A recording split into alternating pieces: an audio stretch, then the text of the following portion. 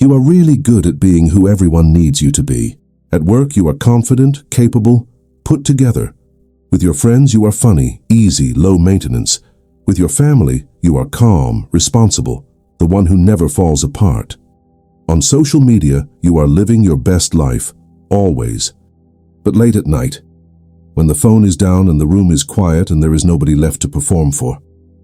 Who are you then? If that question made you uncomfortable, if there was even a half-second of blankness before you could answer, then what I am about to share with you is going to hit somewhere very specific. Carl Jung called it the persona, and he believed it was one of the most dangerous things a human being could build.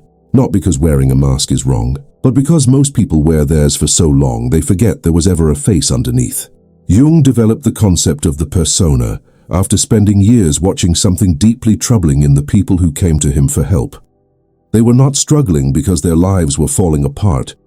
They were struggling because their lives looked perfect on the outside and felt completely hollow on the inside. Successful careers, stable relationships, social lives that looked full, all the external markers of a life well lived, and underneath all of it, a quiet, persistent, deeply unsettling feeling that none of it was actually them. Jung said that the word persona comes from the Latin word for mask, the masks that ancient actors wore on stage to signal to the audience which character they were playing. And he said that every single person alive wears one. The question is whether you know you are wearing it. Here is how it starts, and I want you to hear this because it probably started earlier than you think. You were not born performing. Watch a 2-year-old for 5 minutes, and you will see a human being who has absolutely zero interest in managing your perception of them. They cry when they feel like crying. They laugh when something is funny. They say exactly what they think with exactly zero filter. They want what they want, and they have no shame about wanting it. That is not immaturity. That is authenticity in its purest form. And then, slowly, without anyone meaning to do damage, the world begins its work. Don't be so sensitive. You're too much. Stop crying. Why are you so quiet? You should smile more. Act your age. Be more like your brother. Be less like yourself. And because you were small and you needed love and belonging more than you needed self-expression, you listened. You started editing. You figured out which parts of you got warmth and which parts made people uncomfortable. Which version of you got approval and which version got silence or correction or that specific look that made your stomach drop. And you built the persona. Not in a single moment, not consciously, but piece by piece, adjustment by adjustment, small self-betrayal by small self-betrayal, until the mask fit so well you stopped noticing you were wearing it.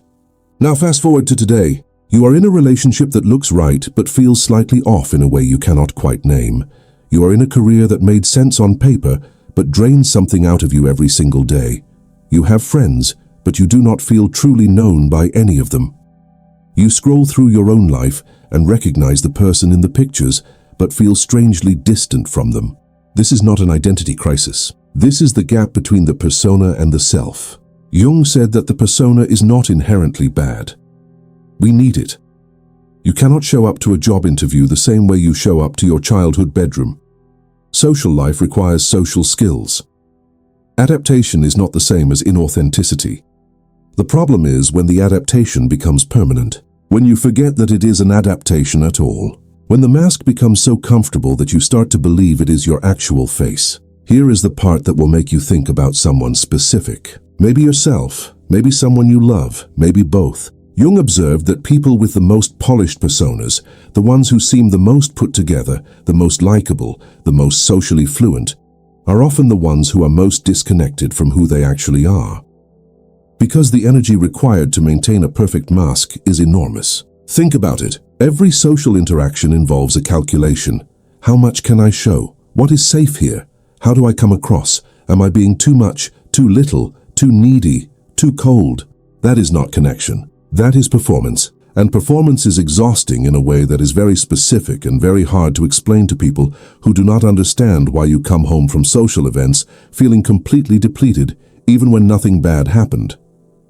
Nothing bad happened, but nothing real happened either. And real is what the self is hungry for. This shows up in relationships in a way that Jung documented with almost painful precision. You attract someone who falls in love with your persona, and how could they not?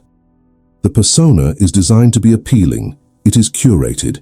It is the best possible presentation of the acceptable parts of who you are. So they fall for it. And in the beginning it feels incredible, because being chosen, even as the masked version of yourself, feels like love.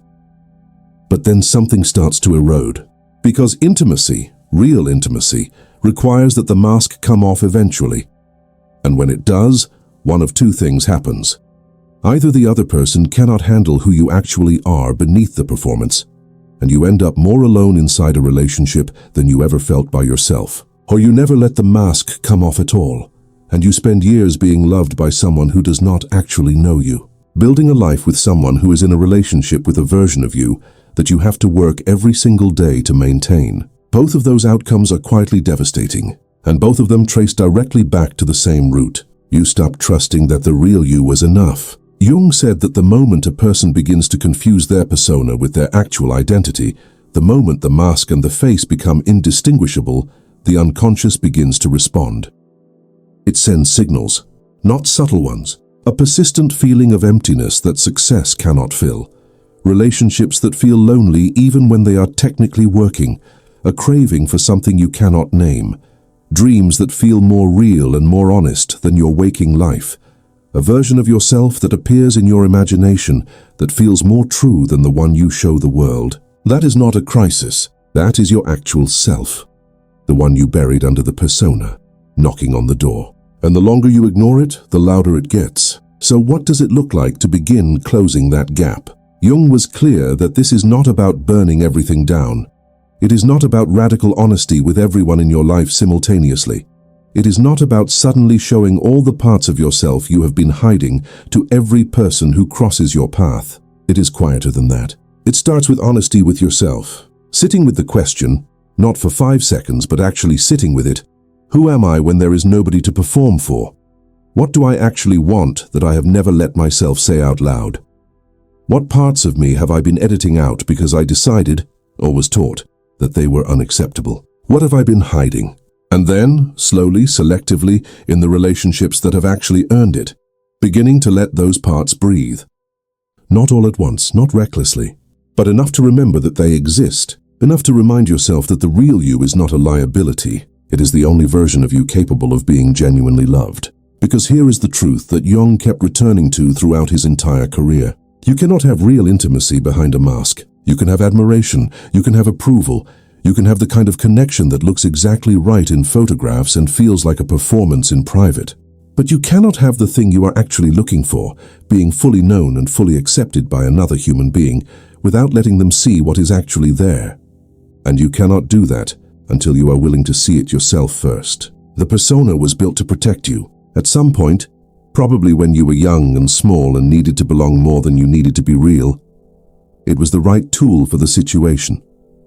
It kept you safe. It earned you love in the only form that was available to you at the time, and it served its purpose. But you are not that small anymore, and the protection that once kept you safe has become the wall that is keeping you isolated from other people, from yourself. Jung believed that the entire journey of becoming a whole person, what he called individuation, begins with this single act of courage. Taking the mask off, not in front of everyone, not all at once, but somewhere, with someone, in some quiet, honest moment where you stop performing and start existing, and seeing, maybe for the first time in a very long time, whether what is underneath is really as unacceptable as you were taught to believe. My guess, it is not. My guess is that the version of you that has been hiding behind the performance, the one that is tired and real and wants to be known without having to earn it, is the most interesting, most valuable, most genuinely lovable thing you have ever had to offer. The world just never gave you enough reason to believe that. Jung spent his life giving people that reason. And now, in whatever quiet corner of your life you are reading this, I am giving it to you. The mask was never the real you, and it is never too late to remember who was there before you learned to wear it. If some part of this felt uncomfortably familiar, if you recognized yourself somewhere in the gap between who you show the world and who you actually are, that recognition is not something to push away. That is the most honest thing you have felt in a long time, and honest is always where it begins.